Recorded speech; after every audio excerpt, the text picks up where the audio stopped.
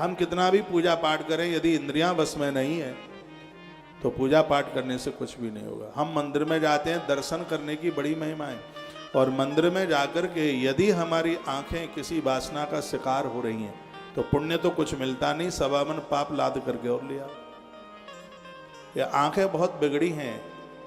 सूरदास जी की आंखें जन्म से फूटी नहीं थी, उन्होंने फोड़ डाली थी, और बाहर की आंखें फूटी, हृदय की आंख खुल गई। सूरदास भगवान के बड़े परम भक्त हैं, बहुत बंधन के लायक महापुरुष है। 73 वर्ष तक जो कि श्री गोवर्धन श्री गिरिराज जी की तलेटी में रहे, जिनकी हृदय की आंख ने भगवान गोविंद का दर्शन किया।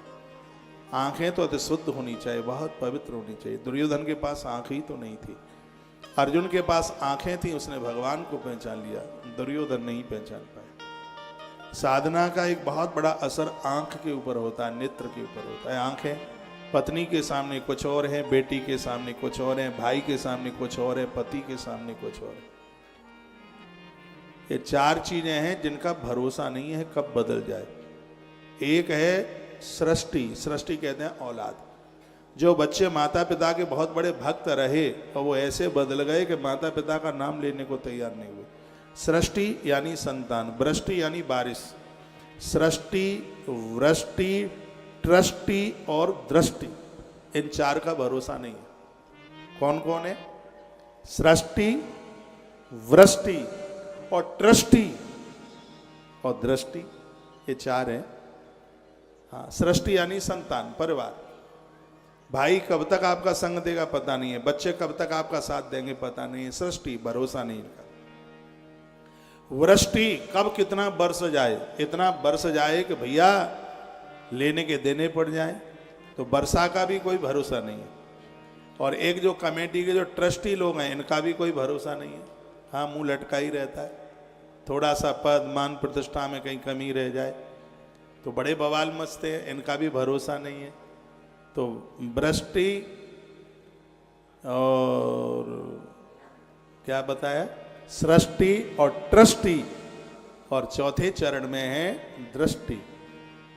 आंख का भी भरोसा नहीं है कब यह अपराध कर बैठे। भगवान को प्राप्त करने के लिए संयम, नियम, तप और दान, चारों की आवश्यकता है। देखना न कि इंद्रियों के घोड़े बड़े, इन पे हरदम ये संयम के कोड़े पड़े।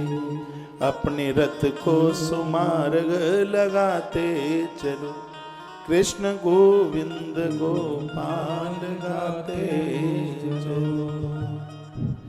जो इंद्रियों का जो घोड़ा है यह बड़ा खतरनाक है भैया। इसके पास में संयम रूपी लगाम होनी चाहिए। लगाम ढीली हुई नहीं कि घोड़ा भागा नहीं।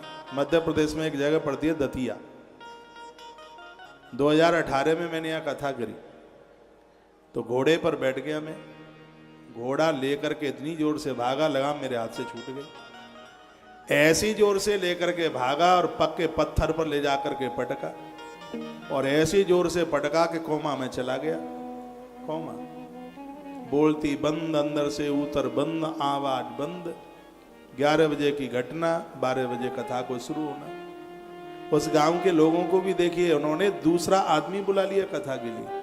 कथावाचक उनको कहा कि तो गए राम नाम सत्य, अस्पताल में लौट के आ जाएं तो आ जाएं। वो वक्ता जी आ गए दूसरे, और हमें गाड़ी में ले जा करके, और वो अस्पताल की तरफ, दतिया के पास कोई गांव था, वहां कथा थी, वो लेके जा रहे, और मुझे रास्ते में होश आ गया।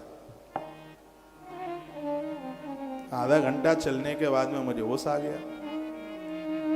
होश आया तो थोड़ा मैं सीट पर बैठ गया। सही बात है जो मैं आपको बोल रहा हूं। मैंने पूछा, आप लोग मुझे कहां लेके जा रहे हो? तो बोले कि तुम्हें घोड़े ने पटक दिया है, तुम्हें चोट लग गई है, तुम बेहोश हो, इसलिए तुम्हें अस्पताल लेकर के जा रहे हैं। मैंने कहा कथा का टाइम नहीं हुआ है, अभी कथा का टाइम नहीं है। देखो मरासू धरे हैं, वो बहुत जोर से हड्डी में चोट, और परिय कथा की, का कथा का टाइम नहीं हुआ। उन्होंने कहा कथा का तो टाइम हो गया। हमने कहा गाड़ी करो, वापस मुझे करनी है कथा। और मैं लौट के आया, जो नए वक्ता जी आए वो मेरा मुंह देखते रह गए। मैंने लेट के कथा करी, बोतल ऊपर चढ़ रही थी, दर्द था बॉडी में, लेकिन कथा नहीं छोड़ी, कथा पूरी करी। कथा चोट कमर में थी, कोई प्लास्टर नहीं, कुछ भी नहीं, मखाने खा खा करके चोट ठीक कर ली। मखानी खा के चोट ठीक हो गई। तो घोड़े का बात मैं इसलिए कह रहा हूं, आचार्य चाणक्य को भी घोड़े ने गिराया होगा जरूर। चाणक्य ने अपनी नीति में लिखा, सकड़म पंच हस्ते न 10 हस्ते न भाजना। उन्होंने कहा कि